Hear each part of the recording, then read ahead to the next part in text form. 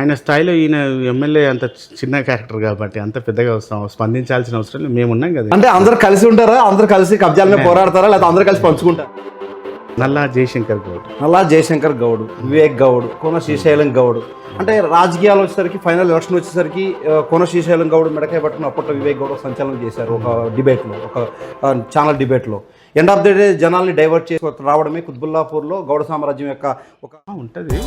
అంటే ఒక విద్యావంతుడైన ఎమ్మెల్యే, 3 సార్లు గెలిచిన ఎమ్మెల్యే ఇటువంటి ఆరోపణలు ఎదుర్కోవడంతో పాటు ఇలాంటి ఆపేంత సాహసం చేయగలడని మీరు అనుకుంటున్నారు? అది కన్ఫర్మ్గా చెప్పగలరు? క్లియర్గా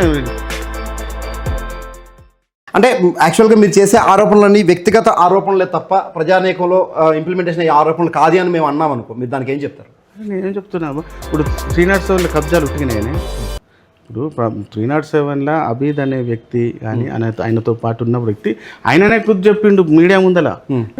అంటే కబ్జాలు జరిగిన అనుచరుల వెనకాల 100% ఎమ్మెల్యే వివేక్ ఉన్నారని మీరు అంటున్నారు? అరే లేకపోతే ఇప్పుడు నేను ఎన్నిసార్లు మనం ఇంత మీడియా ఇంతమంది మొత్తుకుంటున్నారు. కరోనా టైంలో అన్ని వైపులా కబ్జాలు జరిగిందంటే ఆ 1 ఇయర్ 2 ఇయర్స్ లాక్డౌన్ పీరియడ్లో అసలు విచ్చలవిడిగా కబ్జాలు చేసేది. ఇలా ఒక ఎమ్మెల్యే స్థాయిలో ఉన్న వ్యక్తిని, సామాన్య ప్రజానాయకంలో ఉన్నటువంటి పవర్ఫుల్ పోస్ట్ లేని మీరు ఒక ఎమ్మెల్యేని ప్రశ్నిస్తూ ఉంటారు.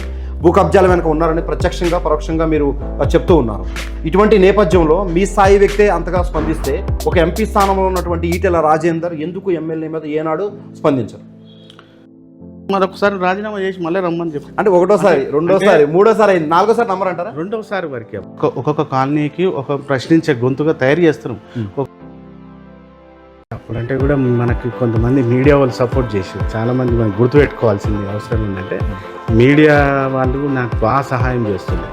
అంటే నా ఉత్సాహం చూసి కుత్బుల్లాపూర్ విలేజ్లో అసలు రాజకీయం చేయనియకుంటుండే వేరే ఎవరిని కూడా, ఎవరైనా రాజకీయాలు చేసినా, ఒక వైట్ షర్ట్ వేసినా అసలు ఒకటి కాదు. ఎమ్మెల్యే వాళ్ళ బాబాయ్ అసలు మూర్ఖత్వం. ఇక మనం ఏదున్నా మనం క్వశ్చన్ చేస్తాం కాబట్టి వాళ్ళు అట్లా చేసారు. కాబట్టి ఈరోజు వాళ్ళ పరిస్థితి ఏంది, రాజకీయాలని వాళ్ళ భూస్థాపితం చేసినాం. వాళ్ళ రాజకీయాలు తిరుగుతలేరు. ఎప్పటి నుంచో మన మీద అంచాలని చూసి లాస్ట్కి ఏమవుతుంది, నన్నే హీరో చేసారు వాళ్ళు. నన్ను రాజకీయ నాయకులు చేసిందే వాళ్ళు.